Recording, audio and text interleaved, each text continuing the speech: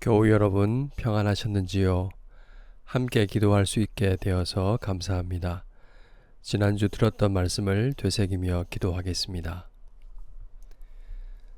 사무엘하 마지막 4장은 사무엘서의 에필로그입니다. 비유하자면 영화의 본편에서 다하지 못한 이야기를 나누는 후일담과 같습니다. 감독이 주인공인 다윗을 카메라 앞에 앉히고 이렇게 묻습니다.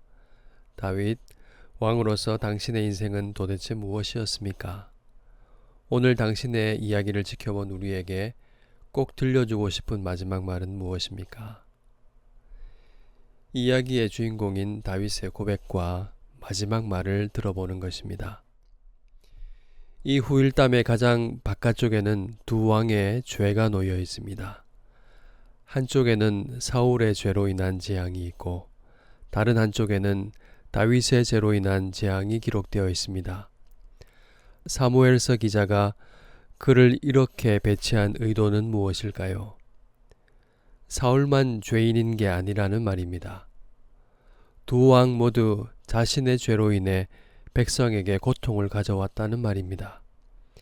다윗 역시 하나님의 은혜가 필요한 죄인이라고 말하는 것입니다.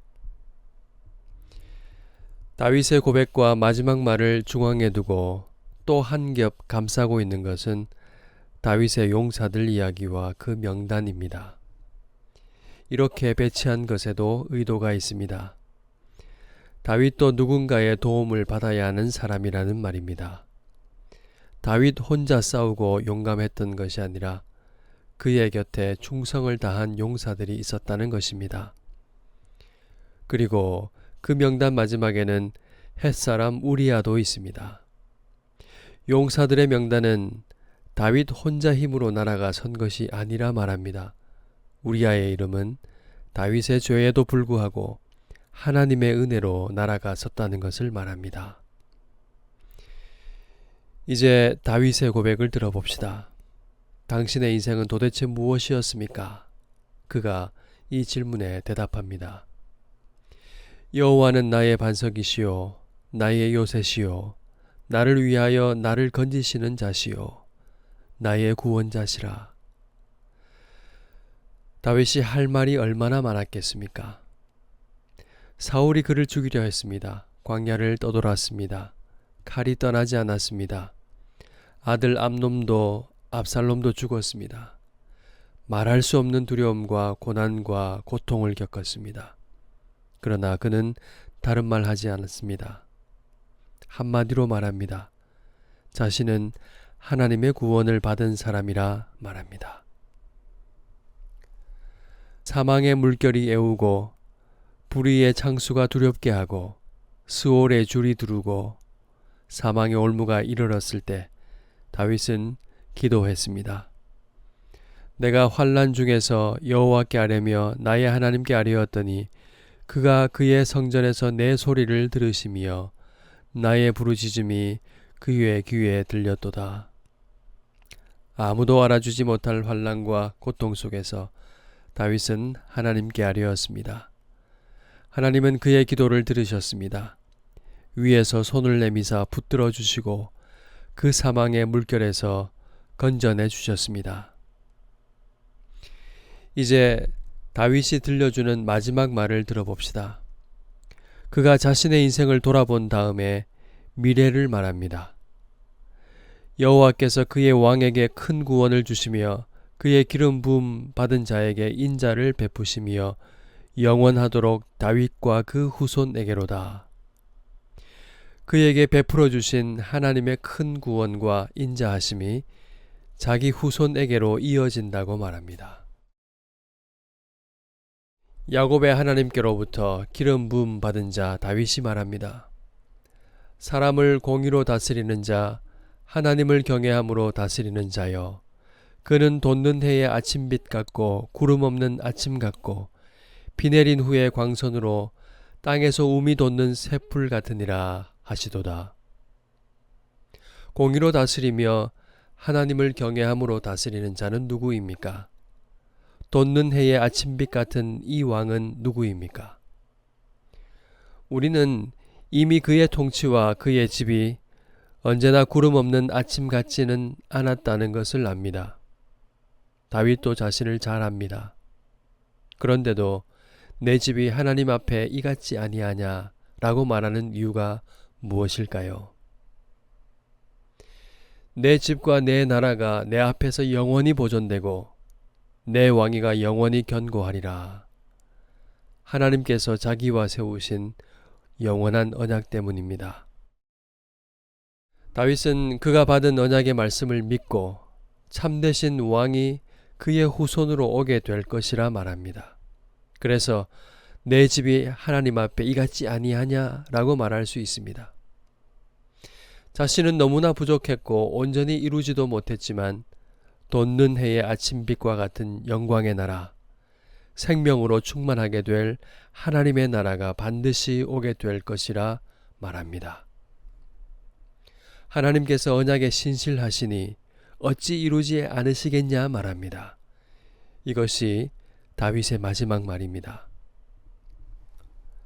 다윗의 마지막 말대로 하나님께서 그에게 주셨던 언약이 이루어졌습니다. 보라, 내가 잉태하여 아들을 낳으리니 그 이름을 예수라 하라. 주 하나님께서 그 조상 다윗의 왕위를 그에게 주시리니 그 나라가 무궁하리라. 이는 우리 하나님의 긍휼로 인함이라. 이로써 돋는 해가 위로부터 우리에게 임하여 어둠과 죽음의 그늘에 앉은 자에게 비치고 우리 발을 평강의 길로 인도하시리로다. 참된 왕이 오셨습니다. 죄 때문에 백성을 죽음으로 몰아넣는 왕이 아니라 자기 백성의 죄를 짊어지시고 대신 죽으시는 왕, 백성에게 생명을 요구하는 왕이 아니라 자기 생명을 백성에게 내어주시는 왕이 오셨습니다. 하나님께서 우리를 위하여 가장 귀한 아들을 아끼지 아니하시고 십자가에 내어주셨습니다. 아들을 아끼지 아니하신 분이 우리를 위하여 무엇을 아끼시겠습니까? 우리를 얼마나 사랑하시겠습니까? 그리스도 안에 우리 삶이 있습니다. 하나님께서 우리를 사랑으로 붙드십니다. 어려움 속에서 낙심치 말고 하나님께 아뢰십시오. 그분께 부르짖으십시오. 주께서 함께 하십니다. 우리가 지금은 다 이해할 수 없을지라도 하나님은 그 어떤 시간도 자신의 선하신 뜻 바깥에 내버려 두지 않으십니다. 이제 카메라 앞에서 다윗에게 물었던 그 질문이 우리를 향합니다. 여러분의 긴 이야기가 끝나는 날, 여러분은 어떤 노래를 부르시겠습니까? 우리의 고백과 마지막 말도 다윗의 노래와 같기를 바랍니다. 하나님의 은혜와 영광을 깊이 생각하며 구원의 노래를 오늘도 부르며 살아갑시다.